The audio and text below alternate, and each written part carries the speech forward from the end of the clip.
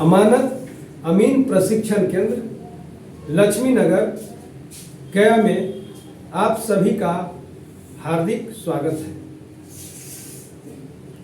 अमीन पढ़ाई से संबंधित आज का टॉपिक बहुत ही महत्वपूर्ण जो सर्वेक्षण का आधारशिला है। इसी टॉपिक के आधार पर पूरे सर्वेक्षण की जाती है। इसी विषय को लेकर के हर एक सर्वेक्षण की जाती है। तो आज का टॉपिक है मैप या मानचित्र। आप लोग देखे होंगे मानचित्र बहुत प्रकार के होते हैं। कम से कम आप खेत के मानचित्र तो देखे होंगे, खेत का मैप तो देखे होंगे, दीवार का मैप देखे होंगे, पढ़े होंगे तो एटलस देखे होंगे। उसी से संबंधित आज का टॉपिक मैप या मानचित्र। तो मैप जो है या मानचित्र लैटिन भाषा का एक शब्द है जो मापा से लिया गया है। मैप या मानचित्र वैसा चित्रण है जिसमें पृथ्वी के छोटा करके दिखाया जाता है। यानी पृथ्वी को मैप पर उसी पृथ्वी को जितना फैला हुआ है उसको छोटा करके दिखाया जाता है।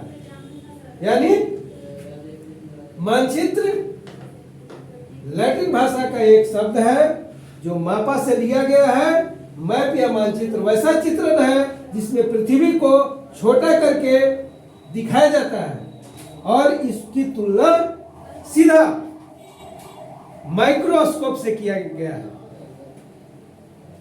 अब तुलना माइक्रोस्कोप से क्यों किया गया है? क्योंकि माइक्रोस्कोप जो होता है सीधा विपरीत तुलनात्मक है।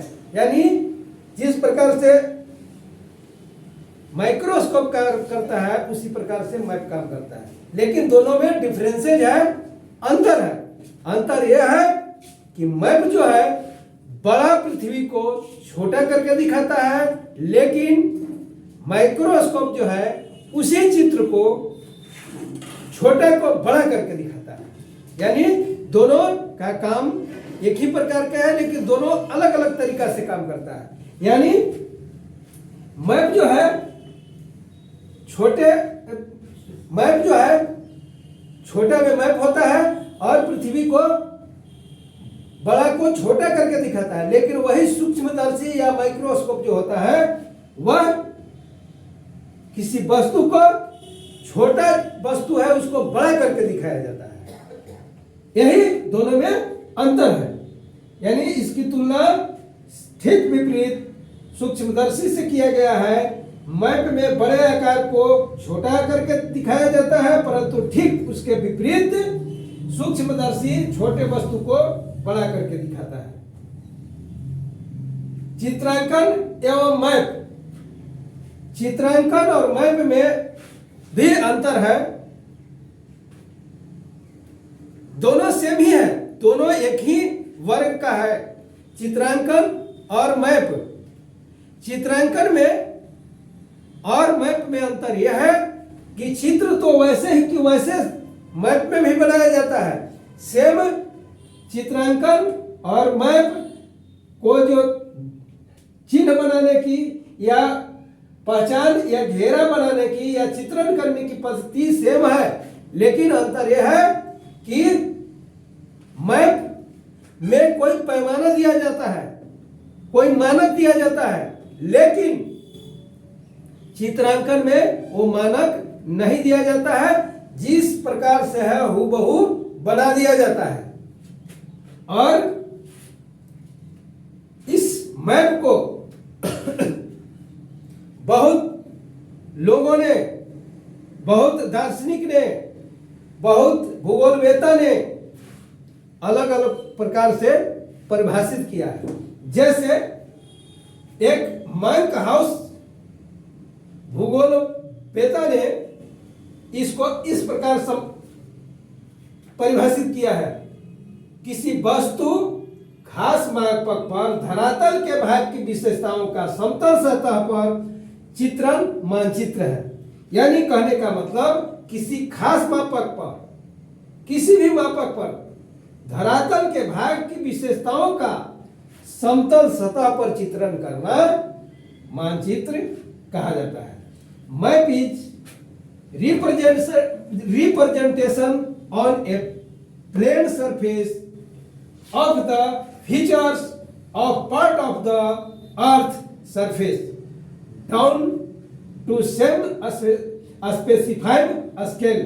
यानी कहने का मतलब है मार्क हाउस जो भूगोलवेत्ता है उनके अनुसार कि किसी खास मापक पर धरातल के भाग की विशेषताओं का समतल सतह पर चित्रण करना मानचित्र है।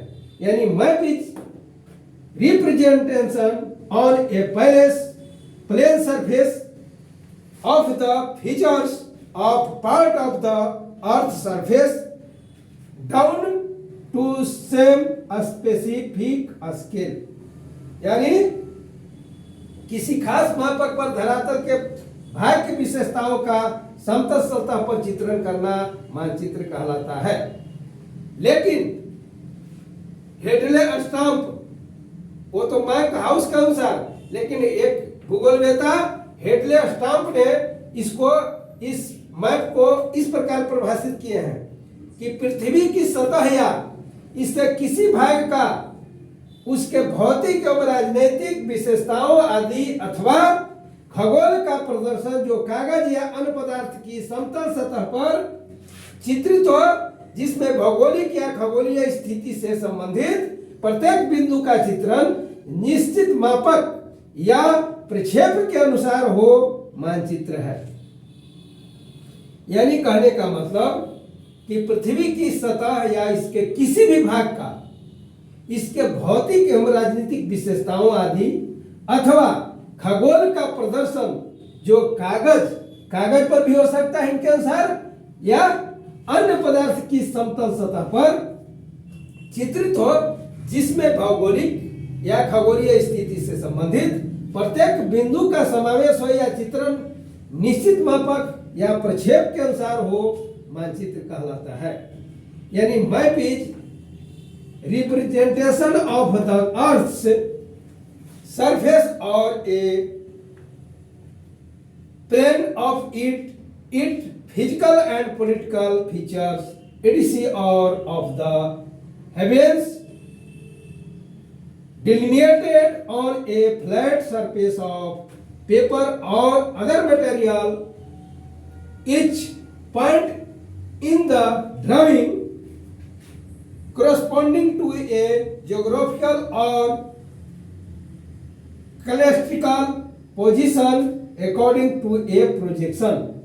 यानी पृथ्वी की सतह या इसके किसी भाग का इसके भौतिक एवं राजनीतिक विशेषताओं आदि का अथवा खगोल का प्रदर्शन जो कागज या अन्य पदार्थ की समतल सतह पर चित्रित हो, जिसमें भौगोलिक या खगोलीय स्थिति से संबंधित प्रत्येक बिंदु का चित्रण निश्चित मापक या प्रक्षेप के अनुसार हो, मानचित्र कहलाती है। अब मैक हाउस और हेंडले स्टाम्प ने इनको परिभाषित किया है। उसके बाद मानचित्र का वर्गीकरण यानी क्लासिफिकेशन जो है, मानचित्र का प्रकार जो है वह 3 प्रकार से मानचित्र का वर्गीकरण किया गया है। पहला है मापक के आधार पर, दूसरा है मानचित्र के विषय वस्तु के आधार पर, और तीसरा है मानचित्र बनाने की शैली के आधार पर। अब पहला है मापक यानी स्केल के आधार पर मैप 2 प्रकार का होता है। एक होता है बड़े मापक का स्केल, बड़े मापक के मानचित्र लार्ज स्केल मैप, और छोटे पैमाने के मैप या स्मॉल स्केल मैप। यानी मापक के आधार पर मैप 2 प्रकार का होता है, बड़े मापक के मानचित्र और छोटे मापक के मानचित्र, या बड़े मापक के मानचित्र या छोटे पैमाने के मैप बड़े मापक के मानचित्र जिसमें छोटा भाग को स्पष्ट रूप से दिखाया जाता है, यानी बड़े मापक के स्केल में छोटा जो भाग होता है उसको बड़ा रूप में दिखाया जाता है। उदाहरण कैडेस्ट्रल मैप या भूसंपत्ति मैप एवं स्थलाकृति मानचित्र टोपोग्राफिकल मैप। बड़े मापक के मानचित्र जिसमें छोटा भाग को स्पष्ट रूप से दिखाया जाता है, उदाहरण स्वरूप भूसंपत्ति मानचित्र एक कैडेस्ट्रल मैप एवं टोपोग्राफिकल मैप, स्थलाकृति मैप। और ये तो बड़े मापक का मानचित्र हो गया। और छोटे मापक के मानचित्र, इसमें भौतिक तथा सांस्कृतिक तथ्यों का विस्तृत विवरण नहीं होता, इसमें बड़े भूभाग को छोटा करके दिखाया जाता है। इसका उदाहरण दीवार मैप या एटलस मानचित्र है। यानी छोटे मापक के मानचित्र, इसमें भौतिक तथा सांस्कृतिक तथ्यों का विस्तृत विवरण नहीं रहता, ज्यादा विवरण नहीं रहता है। इसमें बड़े भूभाग को छोटा करके दिखाया हुआ रहता है। इसका उदाहरण है कि दीवार का मैप या एटलस मानचित्र। अब विषय वस्तु के आधार पर, ये तो हो गया मापक के आधार पर। मानचित्र के विषय वस्तु के आधार पर जो मानचित्र है वह उद्देश्य के अनुसार, ये जो मानचित्र है, पहला है ऊंचावत मानचित्र या रिलीफ मैप, दूसरा है अपवाह मानचित्र या ड्रेनेज मैप, तीसरा है वेजिटेरियन मैप या वनस्पति मानचित्र, मृदा मानचित्र या सॉइल मैप, पॉलिटिकल मैप या राजनीतिक मानचित्र, ट्रांसपोर्ट मैप या परिवहन मानचित्र, लैंड यूज मैप या भूमि उपयोग मानचित्र। अगला है कृषि मानचित्र या एग्रीकल्चर मैप, और लास्ट है पॉपुलेशन एंड सेटलमेंट मैप या जनसंख्या तथा बसाव वाली मैप कहा जाता है। यानी कहने का मतलब मैप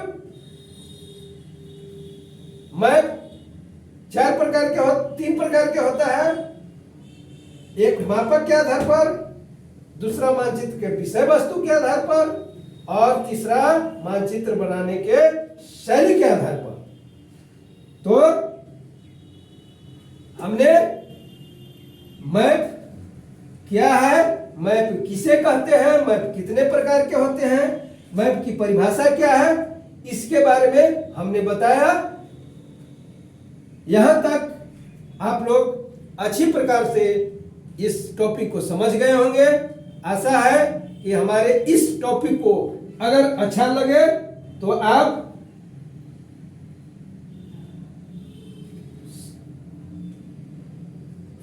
आगे भेजने की कोशिश करेंगे, इसको प्रमोट करने की कोशिश करेंगे। यहां पर यह टॉपिक समाप्त होता है। और मैं बार बार कहता हूं कि मेरा कोई भी टॉपिक पर जो भू एवं राजस्व से संबंधित विषय वस्तु है उसको बनाने का उद्देश्य कि हमारा देश, हमारे राज्य कृषि प्रधान देश और राज्य है। जो जितने भी हमारे देश और राज्य में फसाद हो रहे हैं, मामला हो रहे हैं, लड़ाई झगड़ा हो रहे हैं, उसमें कहीं न कहीं से जमीन से संबंधित मामला जुड़ा हुआ है, भू संपत्ति से संबंधित मामला जुड़ा हुआ है। और इसको, इस फसाद को या इस झगड़ा को या वैमनस्य कहिए, इसको कब कम किया जा सकता है, जब हम जागरूक होंगे। और जागरूक तब होंगे जब हम इसके विषय वस्तु को अच्छी प्रकार से जाने, पढ़ें। जब पढ़ेंगे तब बढ़ेंगे, कहा गया है पढ़ेंगे तो बढ़ेंगे। तो वैसे ही अगर जानकारी प्राप्त करेंगे तो लड़ाई झगड़ा में कमी आएगा, क्योंकि हम जानेंगे कि अधिकार क्या है, कर्तव्य क्या है, क्या हो सकती है। इससे हम वंचित रहेंगे, झगड़ा नहीं कर पाएंगे, कम कर पाएंगे। क्योंकि जब हम जान जाएंगे कि उसका यह जमीन किस प्रकार की है, क्या होना चाहिए क्या नहीं होना चाहिए, जब हम जान जाएंगे तो उस पर झगड़ा कम होगी। और यहाँ तक इस टॉपिक को समाप्त करते हैं। जय हिंद, जय भारत, वंदे मातरम।